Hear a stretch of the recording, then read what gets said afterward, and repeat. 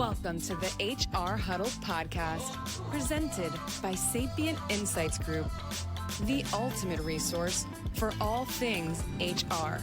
It's time to get in the huddle.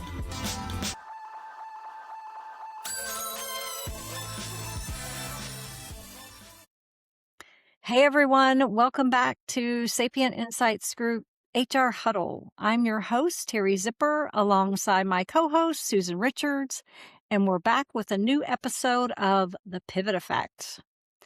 This is the show where we talk about you, whether you're an employee, a leader, a mentor, a coach, what's possible and how to get there. If you're feeling stuck, if you're following rather than leading, if you want to lead, or you just feel like you've outgrown what you're doing and you want to do more, we got you. On this show, we focus on the skills and capabilities you need to thrive in the future of work, regardless of what you do, because there is always a future.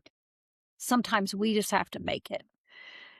Today, we welcome Jennifer Ravalli. Jenn is the founder of Maverick Meridian, and she focuses on go-to-market strategy and systems for companies that dare to be different. Welcome, Jenn. Thank you for having me. It is so great to have you. I know we've been talking for a couple of years now and talking about some of the just, things that we've all done in our world. And I found your story so interesting that we said, this is a perfect conversation for the pivot effect, and we want to talk about it. Awesome. Well, it's an absolute honor. And I am excited to share more about kind of my, I would say, evolution. Yeah. Well, so let's do that. So for listeners Mhm. who haven't met you yet, I'm sure there's people out there listening that know you, but for those who don't, tell us a little bit about the first chapter in your life. Like what drew you to it? What was your dream? Sure. So, interestingly enough, I actually started out more in the entertainment side of the world. Like I've sang my entire life and somehow found my way into wanting to balance creativity with business. And so ended up in the marketing realm. So I've spent most of my career growing companies through kind of the marketing and sales lens, but have really looked at how do you take different pieces of what's going on in a career and in a company to be able to kind of transform your career and your experience. So I've done runs at, Fortune 100 companies like ADP, where I was able to do some really exciting launches as well as take on operational leadership roles. And then have also had a lot of fun growing companies that were smaller. So VC and PE led organizations, they all take different kinds of rigor and different kinds of strategies in order to think about how you grow them. So it's been between kind of services functions and technology and really kind of taking that through to eventually ended up in the C-suite a couple of times in the chief marketing officer role. So from there, it was fun but different, and what ultimately kind of led to the transition of where I am now. Yeah. So what was there some trigger? Was there some defining moment, or was it just sort of a gradual thing that you kind of grew into? What was it that made you feel like you needed to make a change?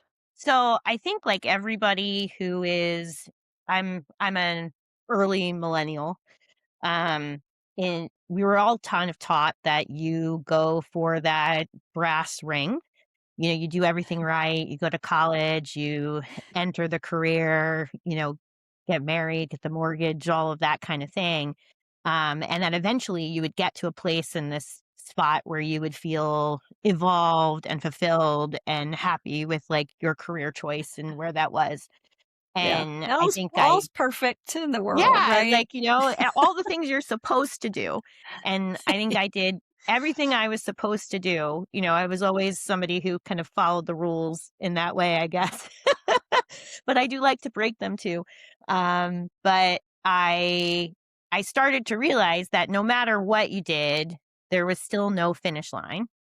And, even being in the C-suite and where you feel like you should have some level of control over kind of the outcome and where that was, that, I continued to run into difficult situations where it felt out of control, where it felt like the politics were more important than the actual success of the business. And, I had 2 children, in, later than many in some cases that I worked really hard to have, and I hadn't been spending the time with them. And I was far too, I would say, stressed out over things that shouldn't matter in growing a business. And wanted to do something where I had more control over the outcome. So I started having those feelings around 3 years ago.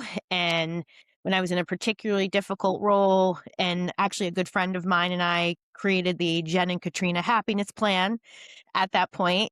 She took the leap a little sooner than I did. But then I took on a new role. It's hard because you think W-2 and being in a job is the right thing to do and what, is stability, but in many ways it's not. And so I really valued my mental health, my home life, and wanting to do really great work over that. And finally decided in the fall to make a big change. Yeah. There's a lot of, that fear, right? The fear of, failing in this new endeavor. Or, I mean, probably what 99% of us fear is, can I make ends meet? If am I going to still be able to pay the bills if I make this change, right? And so that I think tends to hold a lot of people back. I mean, as it potentially should, right? If that's the kind of, thing that's gonna be important to eating next week, right? Yeah, and there was, constantly this thought of it. Am I putting my family at risk by making this Mm, change? yeah, Um, but it felt like it was at least something to try yeah, and see if it could be something that could be both better for my family and, better for us in terms of, the having something of value and building it in the vision of the company that I've always wanted to work for. And I think that that has meant more and has motivated me to be able to make sure that I can support my little family, in addition to having an incredibly supportive husband, who has been just a great support through the change. But that, like, we are able to do this, like, and we are able to push through kind of the questions and doubts yeah, that plague along the way.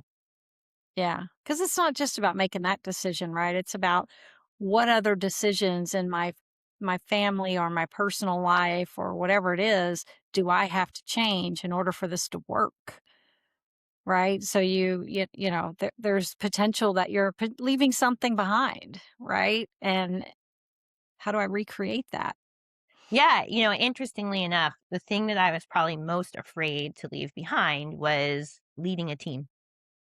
Mm, It is yeah, what lights me up and what has been the hallmark of my career has been developing others and, bringing along other leaders. And it's different to be by yourself and on your own and um, thinking through, hey, like, my collaboration is different than when I'm, helping somebody succeed. And so that actually held me back for quite a while of making the change, but I've found new ways to do that.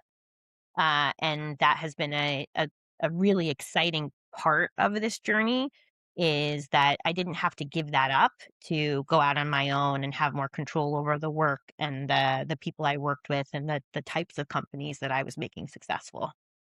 Yeah.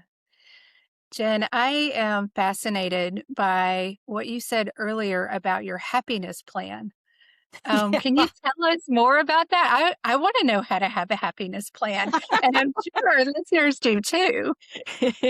So Katrina Purcell, who is a very good friend of mine, we were working together for a period of time and both felt like we wanted to own kind of where the strategy was going being able to help build that through, but also being able to protect our time in a Mm. way that we were not able to. In addition to wanting to work with, setting guidelines, not that I want to say anything of but having a no asshole rule, like in terms of the Oh, people yeah. who Yeah. Yeah, we We we have an we explicit rating, so we have that, and we also have a PETA tax. ah, I love Mhm. If you know, you know. it. But so we really tried to set parameters over what was the environment that we both wanted and what were the things that we wanted for ourselves and our families to make life better and feel fulfilled in the work that we were doing. So we had put together this whole idea around, she's an operations expert and incredible at that side of the business. And then I was always like the growth expert. So, we talked about kind of what were our different lanes, how would we collaborate. I reference her on my website as someone who I collaborate with. Mhm. But we've been able to be both supportive of one another, while still having our separate companies along the way.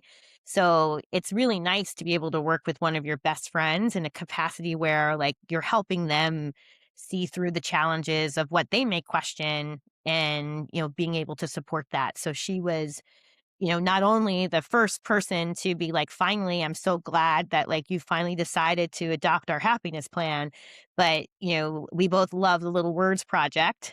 And so, she gave me a number of bracelets to like continue to tell me, how to make sure that I was following the path, manifesting the good things, and giving everything time for it to come to fruition.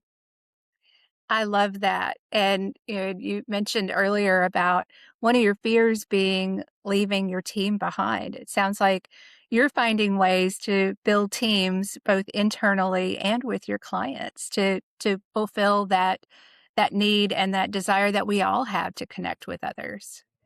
Absolutely.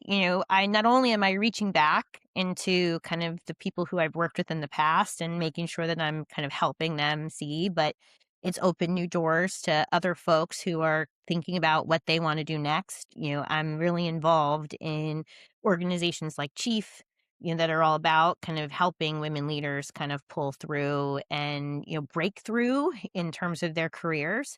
But that's all been a lot of fun. And then I'm actually working on something called the Maverick Mom Squad, because Oh, that I sounds exciting. I haven't announced it yet, so this is the first time Oh, I'm tell even us talking tell about us it. more. We have breaking news, ladies and gentlemen. But I'm noticing a lot of folks are taking themselves either out of the workforce or stepping back in some way because they want to have more focus and they don't want to work 80 hours a week, and that's okay. And so how do you keep your hand in it and how do you do the things that you want to do? So, I'm a part of a really great network of CROs and CMOs that help me in my career with go to market partners, but like not everybody is at a CMO or CRO role and can join something like that. So how Right. do we just have a casual way of being able to say, like, I want to do it my way too? How do I do that? And, is this a network that can support each other through that as well? I love that. It's like you're building a community of people who can help each other and can reach up and reach down and reach across. Exactly. Yeah. Yeah. And it hopefully will help me scale, as we're kind of scaling Maverick and, it's starting to get exciting and, and there will need to be more hands and legs. And so how do I kind of reach into my network and find people who are interested in doing that? Yeah. I know that when I started what is now Sapient, that was one of the first lessons that I learned is I couldn't do it all by myself. And it was so important to find people that I could trust and other folks that had similar ideas and similar desires. So I'm glad that you're finding that early in your pivot. Um, so I know you're still fairly early in starting the new company. What is this? What is this chapter in your career teaching you that you couldn't learn in your last chapter? So I think what I would say it's teaching me the most is that it's okay to have an opinion. I think when you're tied to a corporation, it can be really hard to say what you mean and to be more direct about what's going on in the industry or what are the things that people need to be considering because you're kind of always, I don't want to impact the brand. And I've become my own brand and very intentional in terms of why I chose the name of my company, because it's about being a rebel with a cause. You can't get anywhere if you're going to blend in constantly because you're too afraid to stand out. And I see that so often with everybody wants to look like each other or they're too afraid to stand for something, and like that can make it hard for somebody who wants to have an opinion on like what the world of go to market looks like. How are we thinking about the evolution of HR technology and like what work needs to look like? And I wanted to have more of a voice, and I've been slowly but surely being bolder in my narrative and in the way that I talk about the things that I really care about. And that has been something that I am growing into, but feel will be a big change for me through this journey. Wow, that's really powerful, Jen. Thank you for sharing that. Um, when did you start to recognize that your past experience wasn't really that separate from your future, that it was actually preparing you for it? So it's interesting because, like, I still get to work with a lot of people who I've worked with in the past, but it's been more on my own terms. And then I've always felt like I've curated my career to pick up different experiences along the way. Most people in a marketing role don't get asked to take on like a mini GM kind of position, and I was able to do that. Now, do I ever want to do that again? I don't know, but I there were But some you have a choice now. definitely, interesting things about managing frontline workforces that, is probably not something that's on my bingo card. But it was something that taught me so much. And I look at this in the same way is every piece of my journey, even my recording career early on when I was young, like is something that I've taken with me through my career now in either how I show up or how I think through a problem differently than someone who's maybe come up along a single path. Mm. Um, that's really intriguing. And one of the things that I hear from colleagues is they don't really understand how their past is preparing them for their future. And you mentioned your recording career. What's one thing from your recording career that you still use today? So I often am the person who is teaching somebody how to give a presentation on stage. Oh. What are the tricks? What are the ways that, you're going to evolve your presentation style? And a lot of that comes from my history performing. I am very comfortable being in the background doing that, but I love also being out in front. And so I take that with me too. And, I'm actually doing like my first paid speaking engagement next week. And Oh, that's thank congratulations. you. Nice. But that's like an exciting thing that had I not done that early on in my career, it wouldn't have been something that I could give to others or that I could use for my own support, throughout the process. That's Yeah. It's fantastic. amazing how we underestimate the skills that we learn very early on in life, regardless of what job we're doing, right? There are skills we build during those times, whether we're a frontline worker or, a manager or whatever. And they really do shape who we are later on and make us, I think it's what makes us very unique, right? You Because we've know, had very unique experiences.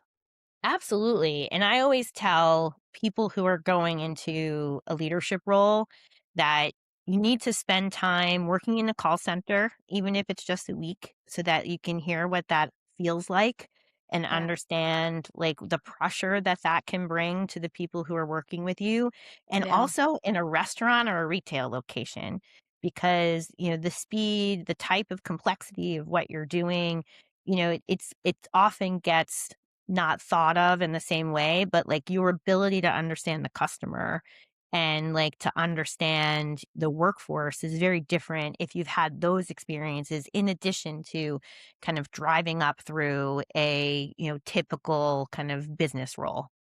Mm. So it sounds like rolling up your sleeves and doing the work of the people that you're leading and supporting is important to you. Absolutely. Yeah, I never want to ask somebody to do something that I either haven't tried or couldn't do myself. Yeah. That to me feels like there are always going to be situations, but I want to be able to know what they're going through so that I can Mm. support them through that transition too. And that doesn't mean that you have to do it all for them or on your own. I think Correct. that's one of the most significant challenges that I see my colleagues experience when they move from that doer role to the Yeah. leader of the people who are doing. It's knowing that you can, but knowing that you shouldn't necessarily do it for them. And it's hard because it's always easier to do it yourself. Like Oh yeah, you've done it. So yeah. it's easier and faster, but like you're not going to get the same outcome as somebody who has learned how to do it. It's also an evolution of like when you're used to doing everything, you feel kind of useless when like you're directing, and you have to get over that cuz like the time that you're spending doing the thinking work is actually more valuable in your new role than it was in the role where you were actually doing the work yourself. I hope our listeners are paying attention to that. That is an incredible lesson that it takes so many of us years to learn, by, like, scaling up and realizing that you can't go any further until you get some help and get other people to do things on your behalf with your direction. Thank you for that. One more question in kind of this phase of the pivot. What surprised you most about the person that you've become during this season of change? See, I think what surprised me the most is how much more I am laughing. And I know that that feels like a very personal thing, but there's a level of enjoyment in this phase that allows me to be a better mom, allows me to be more present, and to really have more fun, both in the work that I'm doing, but also in the time that I'm not working. And, I sleep better at night and as well, which, has been a huge, I would say, hurdle over the last few years. So, um, that is something that I don't think I expected, but have been really happy to see as, this change has happened. Thank That's you for really sharing interesting. that. Oh my gosh. We all want more laughing and And more fun. We want more fun in our lives. yeah. You're probably gonna have lots of people reaching out to you saying, "Hey, can I come work with you? It sounds like you're having fun." I get that a lot actually. So I hope that I get some more of that. Yeah. It sounds like you had a little bit of a partner in doing all of this, but is there anything else that you learned or that you were taught about the growth and reinvention of yourself through the people that you worked with? Or things that they told you, or just insights that you got from them that helped you do this reinvention? Well, I mean, I think people have been incredibly supportive. And when I've questioned myself, they have told me to hold my ground, both Yeah. of you included, in that. And then the things that were unnatural to me, how do you start to build that muscle, and understanding that that was normal was important. I think it's really easy to question yourself throughout this process and say, am I really good enough to do this? And if I didn't have the network that I have or the support of folks like Sangram Vajri and Brian Brown at Go to Market Partners, who immediately said, of course, we want you to be a part of go-to-market partners. Like, you're going to do great. Like, I may not have felt like this was going to be successful. And, it takes some time to start getting people to want to work with you and it's not a, it's not natural to like try and sell yourself, even if you're used to selling someone's product. And, if I had not stuck with it, it's the only reason that I've been able to really stick with it is the fact that I've had such an amazing support system and people who've done it themselves, or people who've experienced my work, like Gina Killey, who, were like, of course, like I want to support you in this journey and, helped me launch the company itself. Yeah, that sounds like something Jean would do. She's fantastic at that.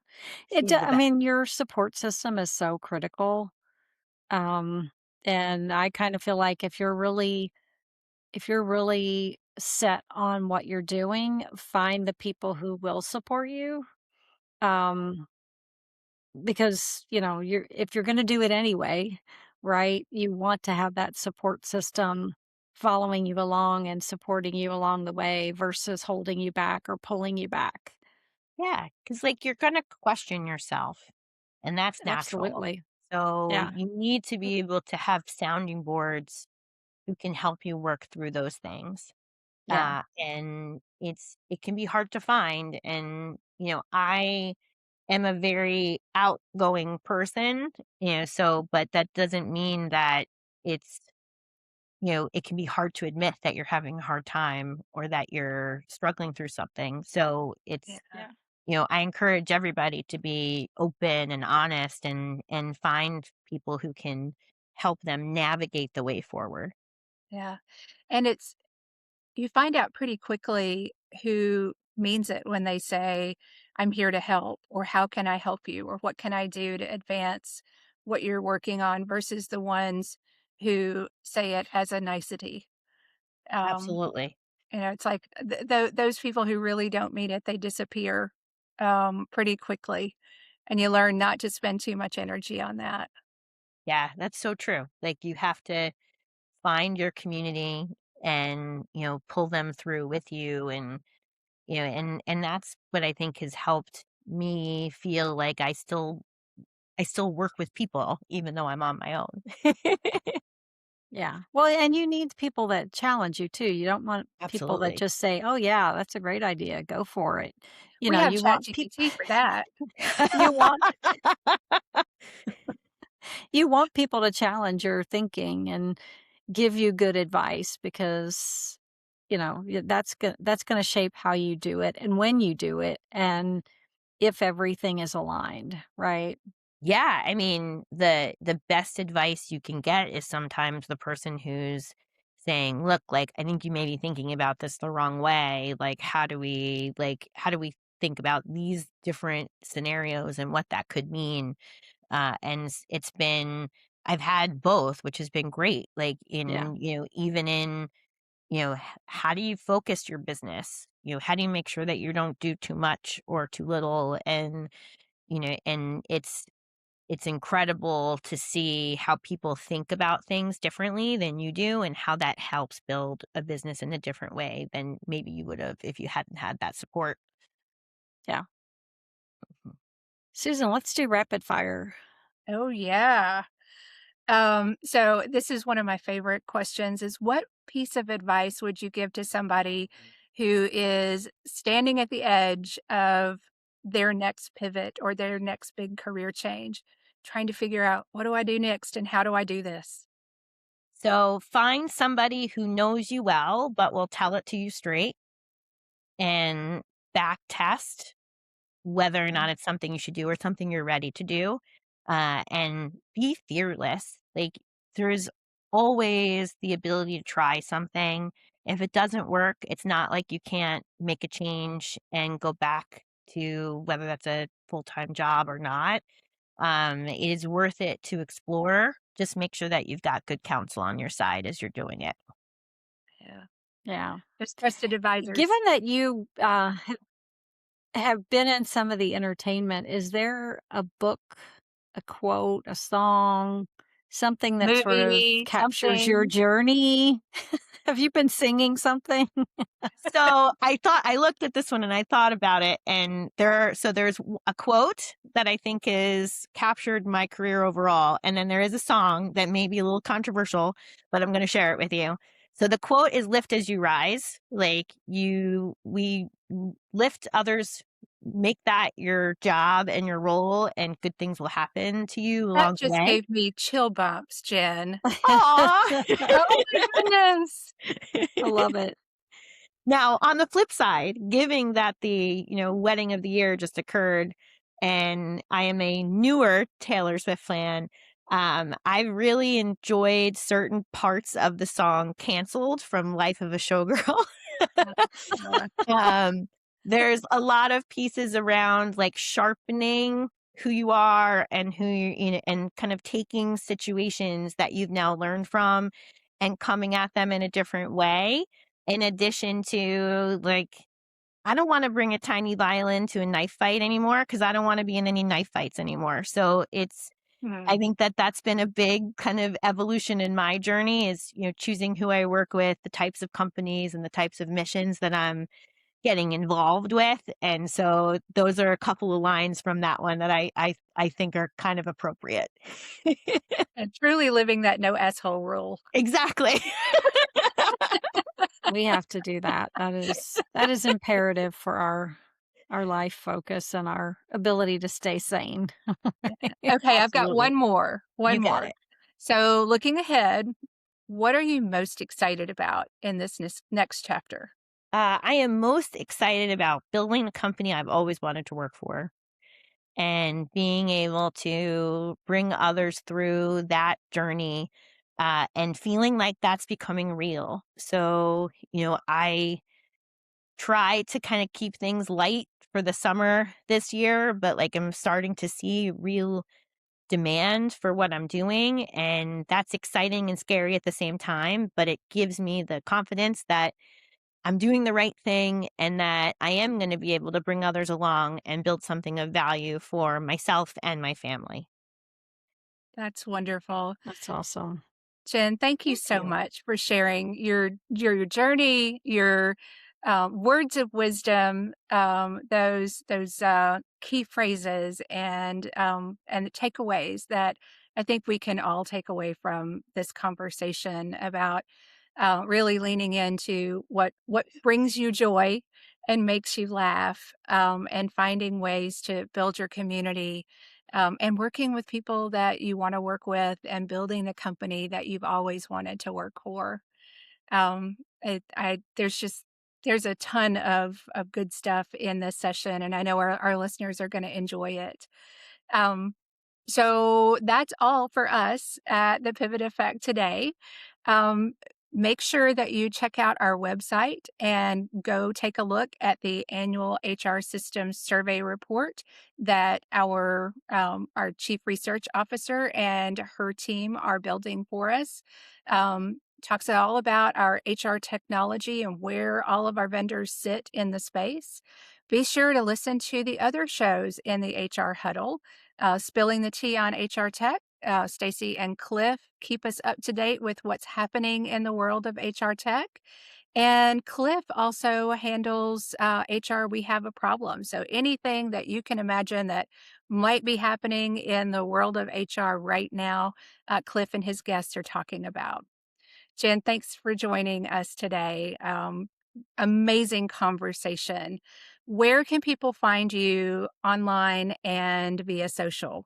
Thank you for having me. I am on LinkedIn. I have also a newsletter on LinkedIn as well. So if you can follow Lessons from the Trenches for insights on go to market and hopefully some hot takes. And then I'm also on Instagram and Facebook if anybody wants to follow me there. But my door is always open, maverickmeridian.com. And if you need any advice or just someone to listen, I'm always willing to do that for people.